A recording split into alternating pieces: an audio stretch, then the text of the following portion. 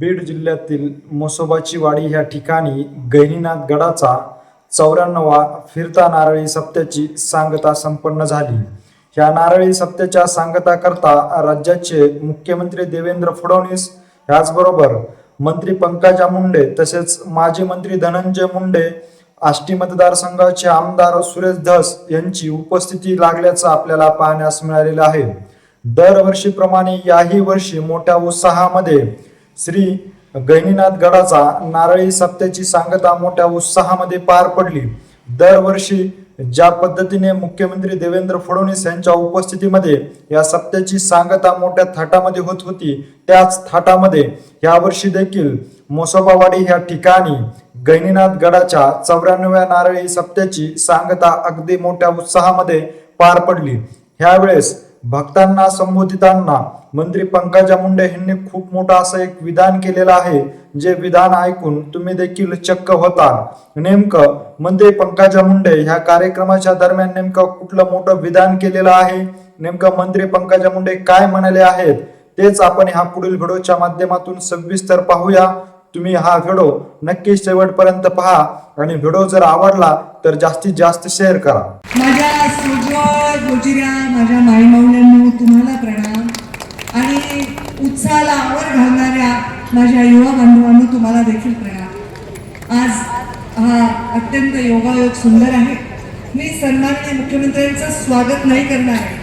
मी सन्माननीय मुख्यमंत्र्यांना यजमानच बनवलेला आहे आणि सन्माननीय मुख्यमंत्र्यांनी यजमान गहिनीनाथ गडाच्या प्रत्येक नारळी सप्त्याचा असावा असा आग्रह या बीड जिल्ह्याचे एक भाविक बांधवांची भक्त म्हणून त्यांना करतो. आपल्या सर्वांचं दैवत वामनभाऊ आहेत, पण मुंडे साहेबांनी त्यांना दैवत मानलं. ते मुंडे साहेब सुद्धा आपल्या हृदयामध्ये अत्यंत मोलाचं स्थान ठेवलं.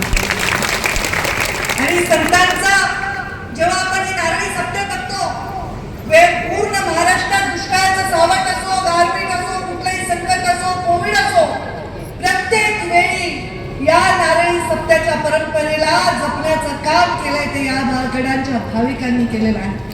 हे जे मंडप आहे, हा मंडप कुणाचा आहे असं महाराज बाबा म्हणले मगाशी. तो मंडप हा तुमचा आहे, भाविकांचा आहे. भाविकांमुळे गादीचं, भाविकांमुळे संतांचं, भाविकांच्या बाबांचं महत्व आहे. तुम्ही इथे येता म्हणून आमच्या बाबांची शक्ती वाढते. आज मला 2 ओळी आठवतात. गुरु पारस को अंतरो जानत है सब संत, वह लोहा कंचन करे ये करी लय महंत. तुमच्या भाषेत सांगते, जेव्हा आपण म्हणतो परिस्पर्श झाला, लोखंडाला जेव्हा परिसराचा स्पर्श होतो त्याचं सोनं होतं, पण जेव्हा महंताचा एका चांगल्या सद्गुणी संतांचा स्पर्श होतो तो समोरचा व्यक्ती संत होऊन जातो. त्याच्यामध्ये एकूण जेव्हा कोळ्या वयाच्या ज्ञानेश्वर माऊली यांनी या जगाचा निरोप घेतला, पण तरी आजही ते त्या तिथे आहे, जीवित आहेत. हे भाव आजपर्यंत एवढ्या वर्षानंतर देखील आहे. एक काळ होता जेव्हा मुक्ताई प्रकाश झाला, असा काळ संतांच्या परंपरेचा. आणि हीच परंपरा आता आमचे गादीवर विराजमान महंत चालवत आहे. माझं एक बाकी, मी बऱ्याच मेळाव्यांना जाते, बऱ्याच कार्यक्रमांना जाते, नारळी सप्त्यांना जाते, वेगवेगळ्या गडांना जाते, पण मी एवढंच सांगेन की विठ्ठल महाराजांचं या गादीवर खूप खूप प्रेम आहे. वामनभाऊंच्या विचारावर अवघ्या वयाच्या 5व्या वर्षी त्यांना इथे येण्याचा योग आला आणि या गडाचे ते मठापती झाले. या प्रवासाचा फार सुंदर योग आणि मानव त्यांच्या गाठीशी आहे. हे सर्व परंपरा जपत असताना मुंडे साहेबांनी मला या परंपरा शिकवल्या. मुंडे साहेब, आज समजा मुंडे साहेब असते इथे आले असते तर तुम्हाला काय वाटलं असतं? काय वाटलं असतं? काय वाटलं असतं? किती जोरात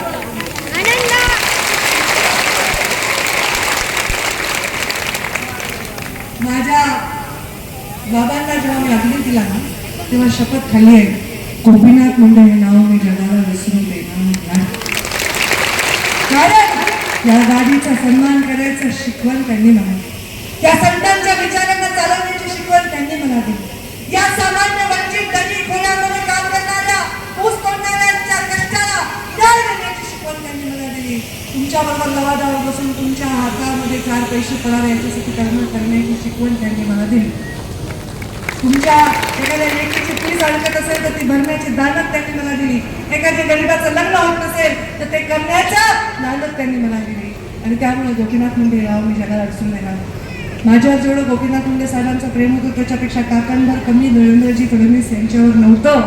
त्यांच्यावरही ते तसा पुत्र समवेत प्रेम करत होते हे मला माहिती. म्हणून आज ते इथे आले. आज सुवर्ण योग आहे. मुंडे साहेब हे न विसरणारं तत्व आहे. वरून देव जरी खाली आला आणि सांगितलं की तुला याची शपथ तू मुंडे साहेबांना विसरणारे का? आपण विसरणारे का? मुंडे साहेबांना न विसरणं म्हणजे सामान्य वंचितांची पीडितांची एवढेच आशीर्वाद असू द्या. बाबांच्या चरणी प्रार्थना करते की जे मुंडे साहेबांना अपेक्षित ते काम करून घेण्यासाठी तुम्ही मार्गदर्शन करा आणि